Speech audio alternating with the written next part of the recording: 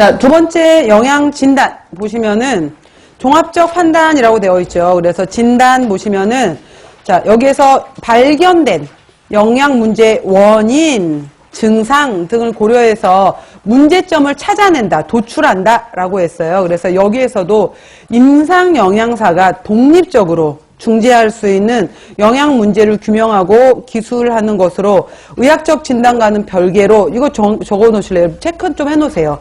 영양 영역에서 임상 영양사가 하는 거예요. 이쪽은 의사하고 상관없이 영양 영역에서 현상을 진단하는 것이다 라고 했어요.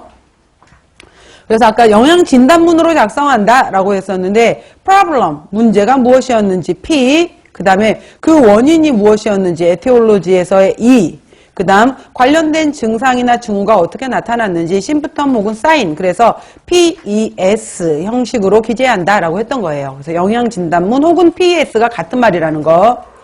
그래서 크게 이거를 섭취 영역에서 문제가 있었는지, 임상 영역에서 문제가 있었는지, 식행동 환경 영역에서 문제가 있었는지를 나눠볼 수도 있어요. 그래서 섭취 부분에 있어서도 여러 가지 뭐 경구, 영양, 여러 가지 뭐 섭취 에너지라는 것들 관련된 문제를 찾아볼 수도 있다라고 했고, 임상 영역에서는 뒤쪽에 상세 분류 보시면은 삼킴을 못한다든지, 씹기가 문제가 왔다든지, 뭐 이러한 것들을 찾아볼 수 있고요. 환경 영역에서는 이 사람이 음식에 대해서 절대 뭐 먹으면, 예를 들어서 실제로 그 최근에 이제 노인 인구가 많아지게 되는데 그 어르신들 같은 경우에 문제가 되는 것 중에 하나가 그 이상지질혈증 고혈압 때문에 단백질, 고기를 먹게 되면 지방 섭취가 너무 많아 라고 하게 되면서 고기를 단백질 원으로 생각하는 것보다 오히려 고기를 포화지방, 여기에 너무 꽂혀 계시는 거예요. 그래서 고기를 아예 안 먹어버리는 경우가 굉장히 많아요. 그러다 보니까 오히려 단백질 부족으로 인해서 이제 더 많은 면역력 저하가 더 문제가 되는 경우가 많거든요. 그러니까 그런 식으로 이해를 잘못하고 계시는 거예요. 그래서 무조건 채소만 좋다더라 라고 하는 건데, 여기에서 여러분들 왜 그거 있잖아요. 우리가 대사증후군 이야기할 때 의외로 그 시골에 계신, 시골에 주로 이제 우리가 평균 수명이 여자분들이 굉장히 높잖아요. 한 8살에서 10살 정도. 그래서 여자분들이 한 83세 정도를 우리가 평균 수명으로 보게 되는데, 그 혼자 사신 할머니들이 그렇게 이제 대사증후군 환자들이 많은 거죠. 그래서 이분들 하는 얘기가, 아니 내가 고기를 먹은 것도 아니고 지방 음식을 많이 먹는 것도 아닌데 왜 나한테 대사증후군이래 이러는 거잖아요. 근데 이분들의 주식에 해당이 되는 것이 밥, 찌개, 김치야.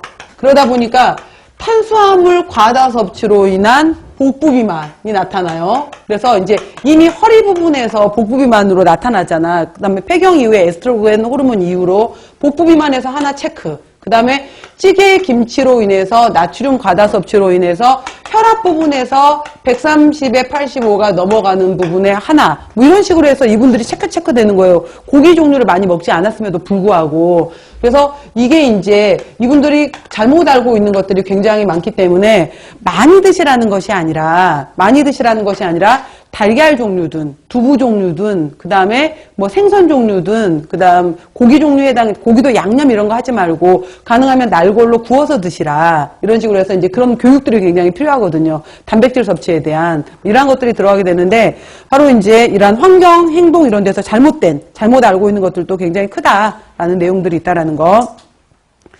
거기 아래 제가 다시 한번 이해를 돕기 위해서 problem, etiology, sign 이 부분을 PES 이렇게 나타나는데, 자, 문제 부분에 뭐가 들어가냐면은 이게 중요해요. 나중에 이거 문제풀이 시간에 제가 응용하는 문제 하나 드릴 거예요. 드리긴 할 텐데 여기에 문제로 들어갈 수 있는 거에 기술할 수 있는 게 뭐냐면은 영양사가 해결할 수 있는 부분을 쓰는 거예요. 영양사가 해결할 수 있는 파트를 문제라고 기록을 하는 거고, 원인은 말 그대로 여기에 일으키는 원인에 대한 거고, 그래서 어떠한 이제 자료를 근거로 해서 어떠한 징후 증상이야 라고 수치와 정량화할 수 있는 것을 징후나 증상으로 나타낸다라는 건데, 그 바로 아래 예를 들어놨어요. 그러니까 당뇨 환자의 예 같은 경우에 영양 판정 후에 이 사람의 PES를 한번 작성해 보자 라고 했었을 때, 이 사람이 끝에 거부터 볼게요. 그 검사를 해봤더니 이 사람이 전반적으로 탄수화물, 단백질, 지방 섭취 비율에서 당질 섭취 비율이 75%가 넘네. 그 다음에 매 끼마다 밥에 해당이 되는 것이 1.5공기 이상이네. 이건 객관화하고 수치화할 수 있는 거잖아요. 그런 거에 해당이 되는 것들이 이제 사인이나 심부텀으로 들어가는 거고, 그 다음에 문제, 그래서 이 부분의 문제를, 여기 문제를, 이 사람을 당질 섭취 과다다. 그럼 나중에 이 당질 섭취 과다였기 때문에 이 사람은 중재 때 이렇게 하겠다라고 할 수 있는 원인이 문제로 삼아줄 수 있는 거예요. 근거가 될 수 있는 것을. 그러니까 영양사가 할 수 있는 것. 당질 섭취, 약간 뭉뚱그려서 써줄 수가 있는 거예요. 문제 부분은. 당질 섭취 과다다.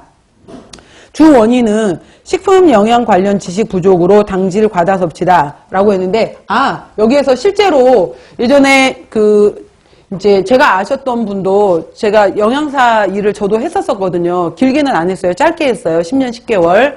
짧게 하는 동안에 이제 참모님이, 여러 참모님이 지나가셨는데, 제가 제일 좋아했던 참모님이 계셨었는데, 여사님이 계셨는데, 이분은 음식을 진짜 잘 하시는데, 고기를 안 드세요. 본인은 다 고기를 전부 다 요리를 하시면서, 그래서 왜 안 드세요? 그랬더니, 자꾸 소 얼굴이 떠오르고, 돼지 얼굴이 떠올라서 먹을 수가 없다 이러는데, 건강진단을 받았는데, 이분이 대사증후군이 나온 거예요. 그랬을 때, 복부 비만의 혈압의 중성지방 수치가 높아져 있었던 거죠. 그래서 저한테 이제 묻는 거죠. 선생님 봐라. 선생님도 맨날 이제 같이 있지만은 내가 언제 뭐 고기 먹고 지방 음식 많이 먹더냐. 먹지도 않는데 왜 내가 이 중성지방 수치가 높다고 나왔느냐. 이제 이걸 저한테 묻는 거죠. 밥 때문이에요. 밥만 잔뜩 드시거든. 밥만 2그릇씩. 밥에, 누룽지에, 뭐 떡에, 고구마, 감자, 옥수수 다 제가 좋아하는 거예요. 그래서 그러다 보니까 이게 이제 높아졌던 거였었는데, 그러니까 이런 것들에 대해서 알지를 못하잖아요. 그러니까 그런 것들이 문제가 되는 건데, 여러 가지 기전에 대한 것들을 이제 설명을 해줄 수가 있는 거죠. 그래서 오히려 이 간에서 중성지방이 많이 이제 축적이, 밥으로 인해서, 탄수화물로 인해서 축적이 되고, 이 만들어진 TG가 간 밖으로 나가려면은 단백질하고 결합을 해서 VLDL 형태로 해서 간 밖으로 나가줘야 되는 거잖아요. 그래서 간에 이게 이제, 그래서 이분이 TG의 지방간까지 이제 그때 진단을 받았었거든요. 뇌가 왜 지방간이냐. 그러니까 지방간 이러면 이제 지방만 생각하시니까. 그래서 단백질이 들어왔었을 때 이것을 밖으로 갖고 갈 수 있는데 단백질이 부족해서 그렇습니다. 라는 내용을 이제 설명을 해드리는 거죠. 그래서 조금씩 드실 수 있도록 하는 걸 유도를 그러니까 교육을 시켜드리는 건데 이러한 여러 가지 역할들이 굉장히 이제 중요한 거예요. 그래서 나타내는 건데 자, 그래서 프로블럼, 원인, 증후 이거 한번 보시고요. 다음번에 다시 한번 할 거니까 일단은 넘어가시고 그래서 이제 중재. 문제 해결을 위한 실행이다 라고 써놨어요. 실행이다 라고 해서 개인, 가족, 집단을 대상으로 해서 영양 관련 행동이나 환경이나 건강 상태의 긍정적인 변화를 목표로 해서 계획한다 라고 했어요. 각 개인에게 필요한 적절한 영양 중재를 계획하고 시행해라. 그 다음 그래서 중재 영역도 4가지 영역이 있어요. 바로 밑으로 볼까요? 그 박스로 보시면은 중재 영역도 식품이나 영양소를 어떻게 제공할 것인지 또 이 사람한테는 영양 교육도 굉장히